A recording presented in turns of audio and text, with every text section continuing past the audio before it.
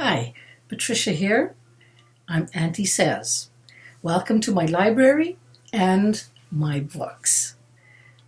Today I'm going to read you an excerpt from one of my popular ones called The Most Powerful Person on Earth. And guess who that is? Yes, it's you.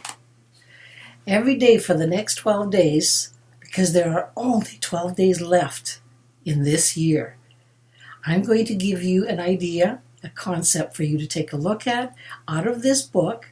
And I want by the time January 1st, 2018 rolls around, you are going to be so in love with yourself, you won't even know what the hell to do with it. Oh, pardon my Ukrainian. All right, today I'm just going to read a portion of the introduction so you have an idea of what's going on. Once upon a time, fairy tales start this way. And this is not a fairy tale storybook. My story is real, and I bet you can relate in many ways. So let's get started on a journey of discovery, awareness, some change, and fun. I'm just going to get right to the point. One of the most vivid memories of my childhood was the experience of my first job. It was babysitting. By the time I turned 12 years old, I had already several years of experience helping my mom babysit my younger siblings. There were 4 of us in 5 years, and I was the oldest. I don't hold that against anyone. The truth is I enjoyed being the oldest, for the most part. It meant more responsibility, and I actually enjoyed that.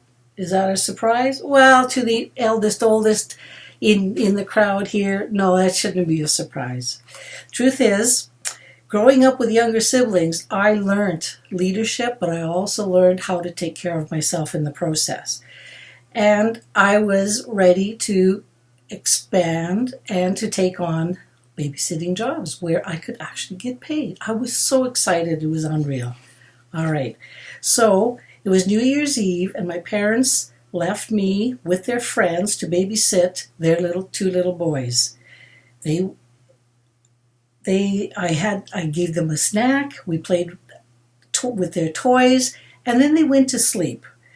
I didn't fall asleep. I made sure I was awake just in case. That was my job, to make sure that the boys were safe and everything was all right. Shortly after 1 a.m., the adults arrived. The lady was pleased and handed me a whole bunch of bills. Wow, I thought this was way more than I expected, and I was happy. My first real job was so lucrative. Then it happened. My dad intervened. He took the bills out of my hand, gave them back to the lady, and said, "Hey, for friends, it's free." The lady didn't argue. I was dumbfounded and said nothing. I went home, sad, confused, and empty-handed. Since I was young, I didn't dare question just what happened. But after that, I kept refusing babysitting opportunities. It wasn't until my last year of high school that I decided I wanted to earn some money besides an allowance that was given only when necessary. So it wasn't really an allowance. It was given when it was required. I asked my parents if I could get a real job as a cashier in the local pharmacy. Well, they said yes, but Mom and Dad had to drive me to the 12 kilometers into town for my shifts. Then they had to pick me up. I had a driver's license by then. However, we didn't have an extra vehicle.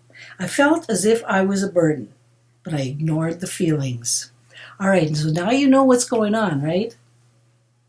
Money got taken away. Then I felt I was a burden. Well, I had to deal with these things. I wrote all this in my book. I wanted to educate myself. I thought if I had more education, then I would make more money, right? I would get money, and it would then belong to me. So I wanted to go to university. My dad was not convinced. My mom had to talk to him to give me the chance. She was somewhat ahead of her in time in that respect, always supporting girls to do more with our lives than what she did, which was to get married and raise a family. She found out about a bursary program that was available, and because the bursary covered my expenses, Dad was easier to convince that I could go to university. So 4 years later, I graduated with a degree, and I went to teaching. I loved it. But it was pretty basic, and I started moving around. I was in a couple of relationships, and then I thought, you know what, this everything is happening too slowly for me. I really wanted a business of my own. And one of my talents was to write. So I thought I could offer myself as a writer, as a copywriter, and I did fairly well. Then I started writing my own books. But you know what? That's me talking, not the book. So I'm going to share with you the chapters that took me on this journey, and I'm going to start tomorrow with the learning mindset. Because everything that happened to me was a mindset. You know what? I'm choking up. Excuse me a second. I was hoping that when I started this little project that I wouldn't choke up and get emotional. But you know what? A journey is a journey.